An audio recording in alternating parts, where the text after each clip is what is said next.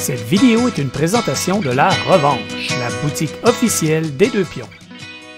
Hey, salut tout le monde, c'est Jeff de la chaîne Les Deux Pions et on se retrouve aujourd'hui pour une autre vidéo de découvre ce qu'il y a dans ma Kallax ou dans ma ludothèque. Ça fait super longtemps que j'ai pas tourné, je vais être honnête avec vous, ça doit faire probablement un mois pratiquement et Nat qui est derrière la caméra pourrait confirmer, ça fait un bon bout de temps. Je confirme, Jeff. Parce que j'ai été très occupé dernièrement. J'étais allé au Jab, qui était vraiment super le fun. J'étais allé au Game Over, qui était vraiment super le fun. Donc, mes week-ends étaient tout occupés. J'ai eu moins le temps pour tourner ces vidéos-là. Mais je sais que il y en a beaucoup d'entre vous qui attendaient la suite avec impatience. On est rendu dans la zone des jeux à 5 joueurs. En fait, qui jouent jusqu'à 5 joueurs, de 1 à 5 joueurs. Ça se termine pas mal ici. Après ça, on va tomber dans 6 joueurs, coop, 2 joueurs. Si vous n'avez pas vu les premières vidéos, je vous invite à aller voir. On avait parlé des jeux dans cette section là-bas, qui sont les jeux qui se jouent de 1 à 4 joueurs maximum. Et comme d'habitude, je vais vous demander de liker la vidéo si vous aimez, mais surtout de vous abonner. On aime ça, vous avoir avec nous. Vous pouvez suivre les vidéos qu'on diffuse sur la chaîne et quand vous êtes abonné, vous activez la petite cloche puis vous êtes avisé quand on met en ligne une vidéo. Donc, on commence sans plus tarder. La dernière vidéo qu'on a faite, on a fait cette section-là ici, les jeux 1 à 5. Là, on est rendu ici.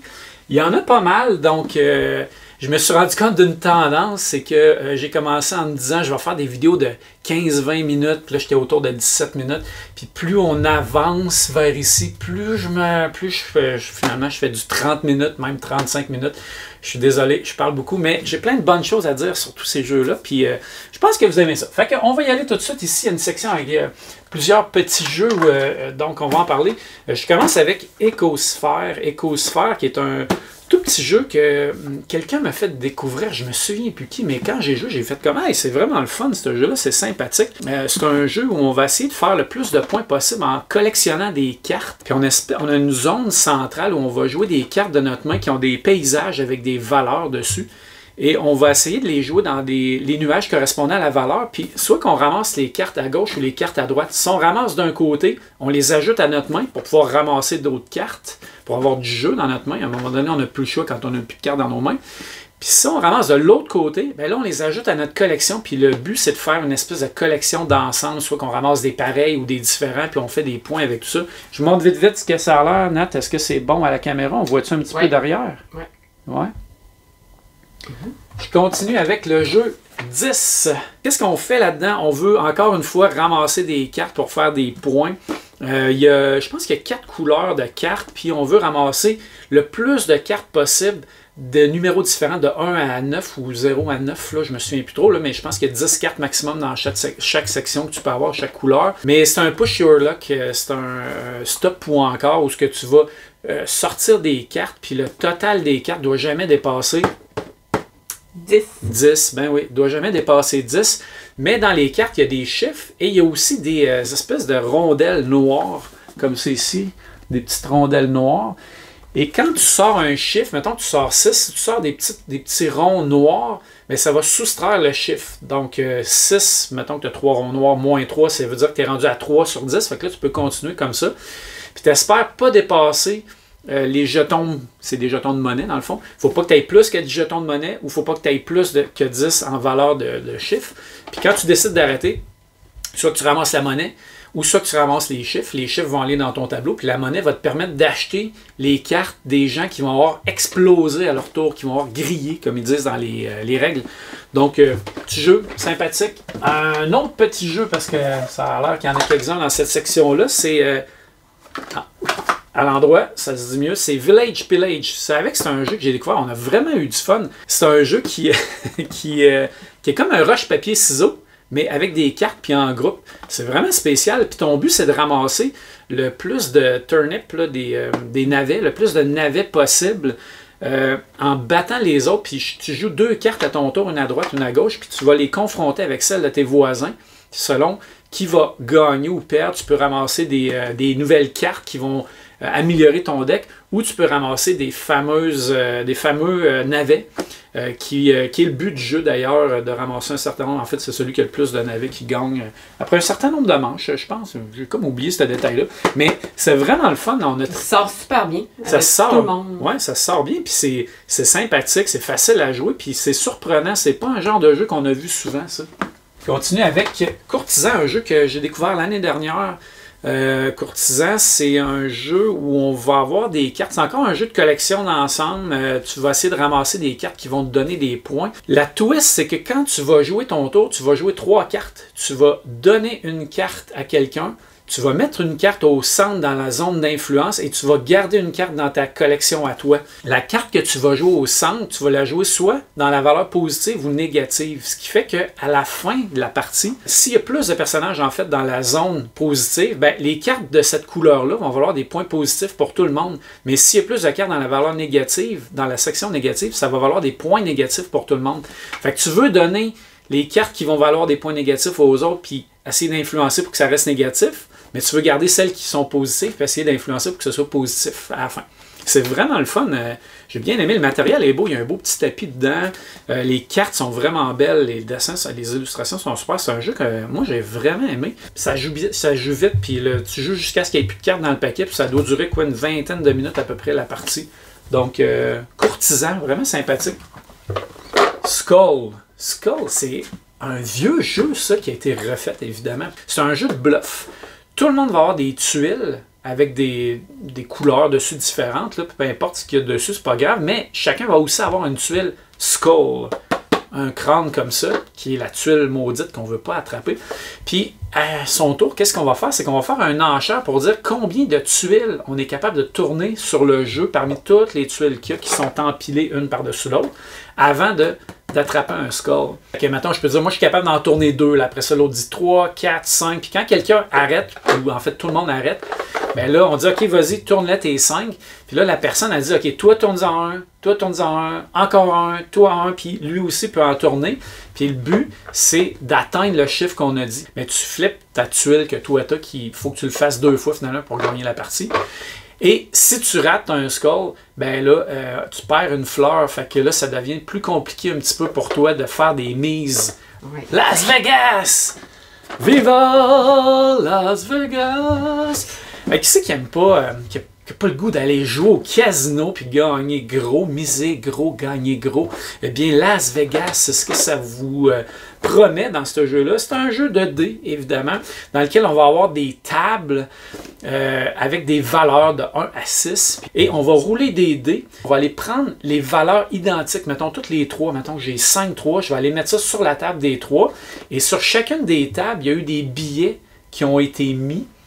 Et pour une valeur différente, fait que les tables n'ont pas toutes la même valeur. Fait que des fois, on va aller plus dans les 6 que dans les 3 ou dans les 4.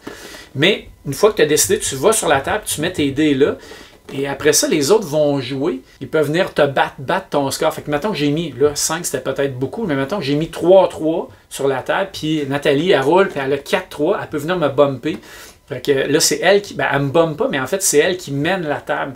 Puis on peut éventuellement rajouter des dés sur ces tables-là pour essayer de gagner. Puis quand tout le monde a joué toutes ces dés, ben, on regarde sur chacune des tables qui a le plus de dés. C'est lui qui remporte le plus gros billet, le deuxième plus gros billet, et ainsi de suite s'il y a plus qu'un billet. C'est super le fun, c'est relax. Puis c'est le fun de rouler des dés de même. Fait que c'est sans prétention, tout le monde peut jouer à ça. C'est un classique, sincèrement. Il y a beaucoup de monde qui ont ce jeu-là, qui l'aiment beaucoup. Il y a même une extension aussi qui existe qui donne pas grand-chose. Moi, j'allais bricoler mon extension.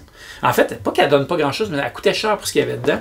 Entre autres, tu as des gros dés qui sont des dés qui bumpent les autres dés. Fait que quand tu mets ce dé-là, tu peux renvoyer un dé dans la main du joueur. Tu as la table casino. Moi, je l'ai bricolé, je l'ai fait moi-même. Fait que allez lire, il y a moyen de s'arranger. Wild Space, un jeu qu'on a découvert il y a une couple d'années. On a vraiment aimé ça. C'est un petit jeu sympathique. Trentaine de minutes, c'est plus dans la catégorie des fillers. Encore un jeu de catch-up game. Ils font vraiment des jeux vraiment sympathiques, eux autres. C'est un jeu dans lequel tu vas vouloir ramasser des collections d'animaux, de cartes, encore une fois. Ce que tu vas faire, c'est que tu as des petits vaisseaux puis tu as des planètes qui sont centrales. Tout le monde peut y aller. Puis tu vas envoyer tes vaisseaux là.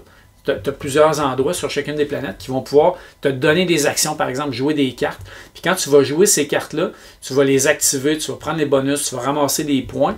Puis ton but, c'est un petit peu de ramasser plusieurs, il y a comme 5 catégories d'animaux différents, puis tu veux ramasser des collections pour en avoir soit plusieurs ou des différents. Puis il y a plein d'autres règles là, que je passe vite, là. Mais c'est un jeu qu'on a trouvé vraiment le fun, puis il est vraiment beau. Je sais pas si tu vois bien, Nat. Oui. Tu sais, les cartes sont belles, les dessins sont vraiment super sympathiques. Je dis pas grand-chose dessus, là, mais juste que à chaque fois qu'on a joué, on a vraiment eu un bon feeling avec ce jeu-là. Je continue avec Rivage. Dans une autre vidéo, je vous ai parlé de les marchands, la guilde des marchands explorateurs. Rivage me fait beaucoup penser à ce jeu-là. Puis c'est drôle parce que la guilde des marchands explorateurs, ça donne un feeling de roll and write un peu, ou flip and write, parce que tu mets des cubes, mais après ça, tu enlèves tes cubes, puis tu recommences. Fait que quand tu mets tes cubes, on dirait que c'est comme si tu allais cocher. Ben, ça a fait un peu la même affaire, mais dans un vrai flip and write. Dedans, tu as des cartes qui sont déjà plastifiées avec des crayons feutres, puis on va flipper des paysages, puis on va aller cocher les paysages. Tu pars de ton bateau, puis tu essaies de te rendre à ton autre bateau, mais en allant ramasser des points un peu partout. Puis quand tu te rends à l'autre bateau, ben, tu flippes de paysage, tu prends une nouvelle carte, puis là, tu vas explorer cette map-là. Puis chaque map a des façons différentes de scorer les points. Moi, j'ai beaucoup aimé. J'aime vraiment ce style de jeu-là où tu flippes des cartes, tu as des types de paysages, puis là, tu essaies d'aller cocher tes trucs, comme à Guilde des marchands explorateurs aussi, tu essaies d'aller mettre tes cubes pour aller chercher des objectifs, faire des points. Les graphiques sont assez standards, là, mais ça marche bien. Tu as une carte comme ça, tu as toujours 3 sections, fait que tu peux choisir laquelle tu veux faire, puis là, tu vas aller cocher les choses correspondant à ce que tu vas avoir choisi, mettons 3 verts, 1 brun.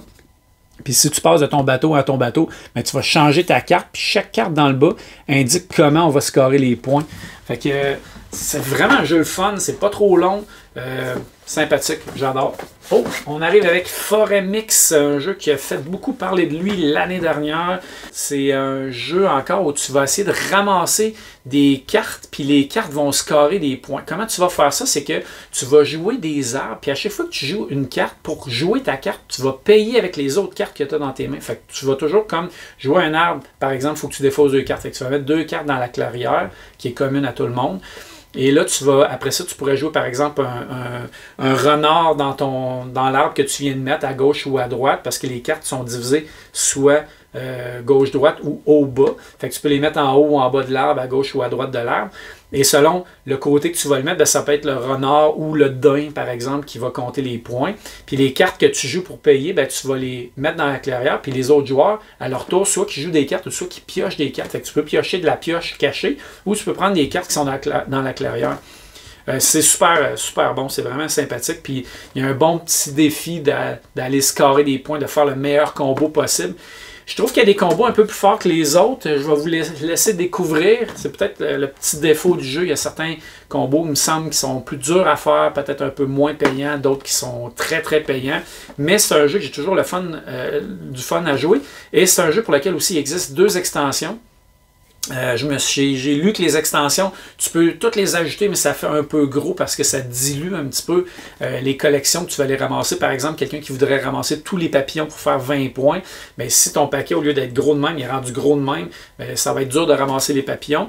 Mais tu peux les intégrer partiellement, tout ça. Fait que, mais c'est un jeu qui est toujours le fun à jouer, puis c'est un jeu qui est très beau aussi. Fait que c'est ça, tu sais, les beaux dessins d'animaux, tout ça, la nature. Fait qu'on sait que le thème nature a la cote, ou avait la cote, je sais pas, c'est tout le temps des modes, qu'on verra. Ok, on continue avec Cash and Gun. Cash and Gun, c'est un vieux jeu, ça, Cash and Gun, un jeu de Ludovic Moblan d'ailleurs. Ça doit être dans ses premiers jeux, certains, ça fait vraiment longtemps. Ça doit être dans les 2012, 13, 14, dans ce coin-là, je dirais. Mais c'est un jeu de party, c'est un jeu qui est rigolo. Il y a des fusils en espèce de styromousse dedans. Puis chacun joue un membre de mafia, puis on va faire comme on a fait un vol, puis on va se partager le butin. Puis il y a le parrain qui est là aussi, puis chaque personnage que tu as a un pouvoir. Puis là, on va jouer, on va se menacer un petit peu, puis on va pointer le fusil à du monde. Puis ceux qui débarquent pour ne pas se faire tirer, ben, ils ramasseront rien, mais ils vont garder leur vie. Ceux qui restent puis qui se font tirer ne pourront pas ramasser le butin, puis ils vont perdre une vie. Et ceux qui ne se sont pas fait tirer et qui restent, ben, vont aller chercher le butin. Et comme je disais, chaque personnage a un pouvoir, comme le parrain, par exemple, peut dire toi, vise quelqu'un d'autre, des trucs de même. C'est super le fun, honnêtement. Là, c'est un jeu sans prétention. Pas un grand jeu, mais un jeu de party pour briser la glace, ça peut être très drôle. Puis ce qui est le fun, c'est quand tu joues vraiment les personnages. Là, tu te donnes un petit air c'est quoi le film? Capone. Le parrain, par exemple, Al Capone. Je continue ça avec The Great Split, un jeu que j'ai beaucoup aimé, qui est sorti l'année dernière. Great Split, c'est un jeu avec une mécanique que moi j'aime bien gros, qui est je divise, tu choisis, I split, you choose. Dans ce jeu-là, on va essayer de monter des tracks en collectionnant des richesses, là, que ce soit des bijoux, de l'or, des sculptures, des trucs comme ça, et faire monter aussi des multiplicateurs avec ces cartes-là. Et qu'est-ce qu'on va faire? On a chacun un petit portefeuille, puis on va avoir des cartes dans nos mains, dépendamment de la manche, on va avoir un certain nombre de cartes, puis on va mettre ces cartes-là dans notre portefeuille en les divisant en 2 paquets. On a comme un diviseur, puis on va fermer la petite enveloppe, puis on va passer ça à notre voisin, puis on va recevoir, nous aussi, un des petits portefeuilles. Et là, on va ouvrir ça, puis on va regarder les cartes, puis on va prendre soit les cartes d'un bord ou de l'autre bord du diviseur, et on va les ajouter à notre collection, puis on va redonner le portefeuille au joueur qui nous l'a remis, et lui, il va conserver l'autre moitié. Fait que ton but, c'est de diviser ça pour essayer de récupérer ce que tu aimerais avoir, ou assez également pour ne pas donner l'avantage à l'autre. Puis là, on va monter nos tracks, puis on va essayer de faire des points. C'est pas super compliqué. Je peux montrer un peu de quoi ça a l'air. C'est pas graphiquement, c'est pas incroyable, mais c'est un jeu qui joue super bien, qui joue jusqu'à... c'est vrai, il est dans la section ici, 5 joueurs. Puis ça avec, un peu, là, je me suis trompé. Fait que je viens de me rendre compte que j'avais oublié, mais dans ma section à 6 joueurs et plus ici, ça rentrait plus. Fait que j'ai comme débordé un petit peu ici. Fait que ces deux-là, là, c'est pas jusqu'à 5 joueurs, j'ai menti. Ça, c'est jusqu'à 8, puis ça, c'est jusqu'à 7 joueurs. Donc, des bons jeux de party. On continue avec Smartphone. Oh, le beau jeu. Ça, c'est vraiment, vraiment nice comme jeu. Si vous n'avez jamais joué à ça, je vous le recommande fortement. C'est un jeu dans lequel on va faire des smartphones, on va produire des smartphones, on a comme une usine de production, de développement et de production de smartphones. Puis on va essayer d'aller vendre ça sur le marché. Et c'est un jeu vraiment fantastique dans lequel on va programmer nos actions, les actions qu'on va, qu'on va vouloir faire avec des plaquettes qu'on va empiler une sur l'autre. Puis on va essayer d'empiler ça pour essayer de maximiser le nombre d'actions qu'on va avoir. Fait que, qu'est-ce qu'on a comme genre d'action? On peut produire des téléphones cellulaires, on peut faire du développement, R&D, rechercher des nouvelles technologies. On peut aussi aller faire des bureaux, des nouveaux bureaux dans des nouvelles régions pour développer le marché ailleurs, puis vendre, par exemple, au marché chinois, en Amérique du Sud, des trucs comme ça. Fait que, bref, on va placer tout ça, ça va déterminer ce qu'on va faire dans la manche, puis après ça, qu'est-ce qu'on va faire? On va produire nos téléphones, on va développer nos technologies, et selon nos bureaux de vente, on va essayer d'aller vendre ça. Puis ce qui est vraiment cool dans le jeu, c'est qu'il y a comme un peu un vol. C'est comme la réalité. Tu peux faire des téléphones cheap, puis en vendre beaucoup, puis flooder, inonder le marché pour que ceux qui ont des téléphones qui coûtent cher aient plus de place pour les vendre. Et quand tu vends pas cher, tu as comme l'initiative, c'est toi qui vends en premier. Mais par contre, comme dans la vraie vie, il y a du monde qui ne veulent pas le téléphone cheap. Eux autres, ils veulent le téléphone qui coûte cher parce qu'il y a des technologies dedans qui sont nouvelles, qui sont hot, que les téléphones cheap n'ont pas. Fait que ces téléphones-là, ils coûtent plus cher, mais les téléphones cheap ne peuvent pas aller bloquer ces espaces-là parce que c'est vraiment des acheteurs spécialisés. C'est malade ce jeu-là. Puis on joue presque tout en même temps. C'est étonnant, ça semble être un gros jeu, mais ça va jouer à 1h30 à 5 joueurs sans problème. Puis moi, je trouve que graphiquement, je le trouve super beau. Tu sais, c'est épuré, c'est très beau. Tu as la carte du monde ici. Tu peux mettre tes bureaux de vente.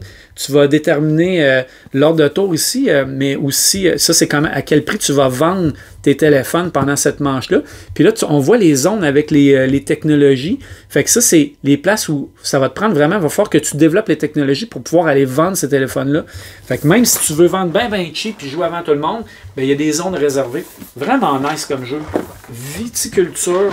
Et voilà, viticulture.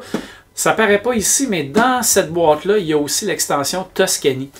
Quand on a fait une vidéo, moi et Steve, on a parlé des extensions absolument essentielles, les must-have. Je peux vous dire que Tuscany, c'est un must-have pour viticulture. Viticulture, c'est un jeu de Stone Meyer Games. et même qui ont fait Sight, Wingspan et compagnie. C'est un jeu qui est bien à la base. C'est un jeu dans lequel on va faire du vin.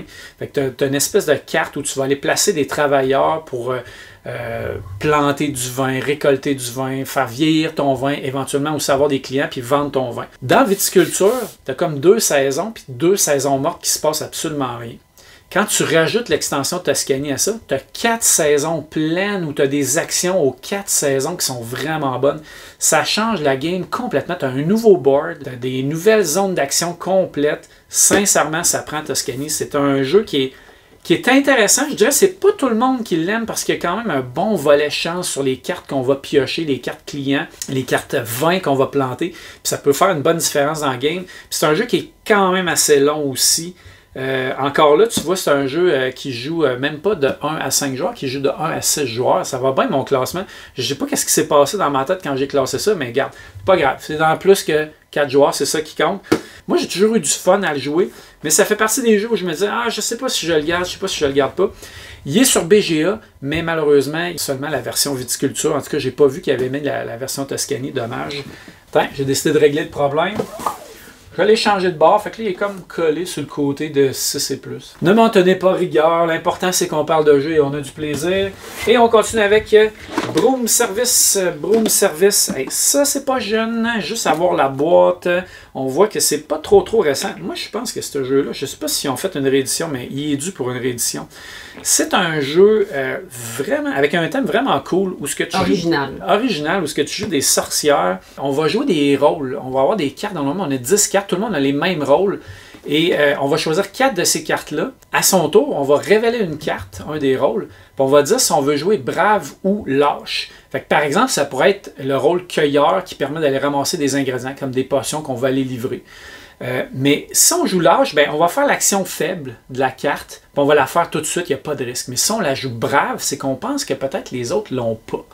Fait que là, quand ça va être l'autre joueur, il va dire s'il y a la carte ou pas. S'il ne l'a pas, il passe. Mais si, par exemple, Nat qui est en avant de moi, elle a la même carte que moi, elle va dire « Ah! J'ai le même rôle, fait que moi j'ai perdu mon action. » Mais elle va décider aussi si elle joue brave ou lâche. Si elle joue lâche, elle fait tout de suite. Si elle joue brave, on continue à tourner. Puis si jamais personne a joué cette carte-là, ben elle va faire l'action brave puis avoir beaucoup plus de ressources. Fait qu'il y a comme une grosse prise de risque là-dedans qui est vraiment, vraiment drôle, vraiment intéressante. Puis qu'est-ce qu'on fait? Ben, on ramasse des potions, on ramasse des baguettes, on place des nuages qui donnent des points, on va livrer ces potions-là, puis on se déplace sur la carte. Puis plus on va loin, plus c'est payant d'aller livrer des potions dans les petites tours.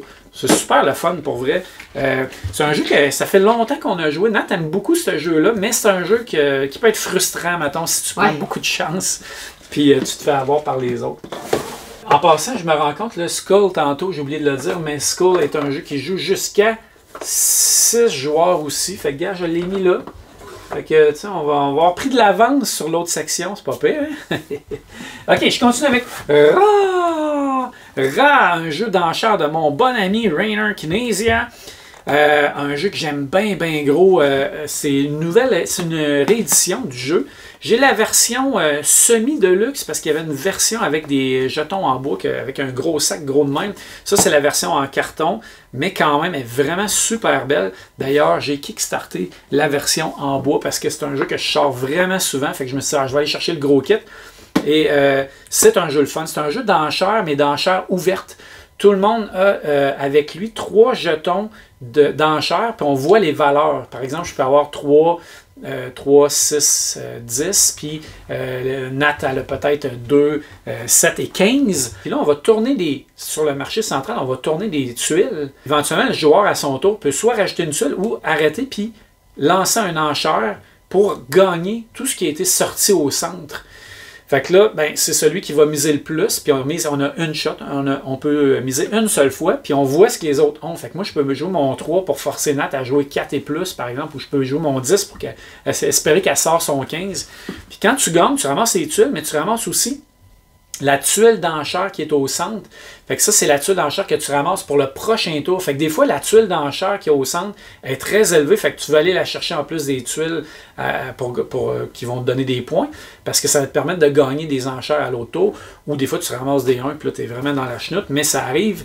Et chaque tuile, tu vas les placer dans ta zone de jeu. Puis ils vont donner des points soit tout de suite dans la manche ou soit en fin de partie. C'est un jeu qui est vraiment... La réédition est vraiment super belle. Est-ce que tu vois bien? Oui. Fait que moi, c'est un jeu que j'aime vraiment sortir. Ça joue vite. On joue tout en même... Ben, pas en même temps, mais un après l'autre. Mais tu fais une affaire à ton tour. Fait que ça tourne super vite. Les games sont pas très longues. Ça s'explique facilement. J'ai toujours eu du succès quand j'ai sorti ce jeu-là. Et je vais avoir la version de luxe en bois bientôt. Donc, je vais avoir une version à vendre, si ça vous intéresse. Un de mes... jeu préféré. Il était dans mon top 30 des meilleurs jeux à vie, Isle of Skye. Et ça, c'est la Big Box. J'avais la version régulière avec l'extension Journeyman avant, que j'ai revendue. Puis j'ai acheté cette Big Box-là, que je trouve vraiment, vraiment exceptionnelle. Moi, j'aime beaucoup les jeux de placement de tuiles à la Carcassonne, un petit peu où tu dois placer et que ça doit fitter dans ton décor, puis tu essaies de maximiser les points en allant chercher des barils, des choses comme ça. Bien là-dedans, c'est ça qui se passe. J'aime vraiment aussi le premier volet de ce jeu-là, qui est un volet, pas d'enchère plutôt, mais de marché ouvert, où ce que tu vas piocher 3 tuiles au hasard, tu vas les mettre en avant de toi, puis en arrière de ton paravent, tu vas mettre ton argent pour indiquer le coût d'achat de la tuile. Et tu as aussi une hache que tu vas mettre vis-à-vis une des 3 tuiles, puis la hache, ça va rejeter la tuile, elle va retourner dans le sac, fait que tu ne vas pas la laisser aux autres, les autres ne pourront pas l'acheter. Fait que par exemple, si j'ai 3 tuiles, j'essaie de mettre la hache sur une, puis je mets 5 et 3 de mon argent comme valeur de vente de ces tuiles-là, on va tout révéler ça en même temps, et chacun notre tour, on va aller acheter une tuile que les autres ont mis en vente. Puis, par exemple, si Nat a mis une tuile à 4, ben moi, je peux lui donner 4 de mon autre argent qui restait pour acheter ça. Fait qu'elle récupère l'argent de sa mise et l'argent que j'ai payé, mais elle me donne la tuile, puis c'est moi qui vais la placer. Puis, une fois que tout le monde va avoir fait sa phase d'achat, s'il te reste des tuiles, ben, tu dois payer ce que tu avais mis, indiqué comme coût. Tu payes ça, mais tu récupères ta tuile. Puis là, après ça, tout le monde place ses tuiles en même temps. Fait qu'il y a vraiment un jeu au niveau du marché que je trouve super le fun de est-ce que je l'ai mis assez cher parce que je veux la garder? Si je la mets très cher, je vais être obligé de payer ça. C'est une bonne tuile, pas une bonne tuile. Je veux-tu même pas la laisser aux autres? Fait que je mets la hache dedans. J'adore ce volet-là. Et j'adore aussi le volet où tu dois vraiment penser, c'est un petit peu un casse-tête de comment tu vas placer les tuiles dans ton royaume. Et ce qui est le fun aussi, c'est que tu as des tuiles de score. À chaque game, tu vas choisir 4 ou 5 tuiles de score, puis ça ne sera jamais les mêmes à chaque manche qui vont scorer. Puis il y en a vraiment énormément. Fait que des fois, les moutons valent beaucoup de points, des fois, ils valent rien pantoute. Tu veux des bateaux, tu veux des forts, peu importe. Moi, je trouve ça vraiment génial, ce jeu-là. Je l'adore. Visuellement, c'est un style, bon... correct, là, classique, pas tout le monde, très euro, là, c'est pas tout le monde qui vont aimer le style du jeu, mais moi j'adore ça. Puis cette Big Box là, je trouve que ce qu'ils ont fait, c'est qu'ils sont allés mettre les bonnes extensions dedans. J'ai aimé Journeyman, mais c'est peut-être l'extension que j'ai la moins aimée parce qu'elle venait complexifier le jeu beaucoup. Ça rallongeait le jeu, ça rajoutait vraiment un autre volet. Moi, ils l'ont pas mis dans la Big Box. Je trouve qu'ils ont mis les extensions qui faisaient juste ajouter du positif au jeu comme je l'aime. Fait que j'adore ça vraiment. Là.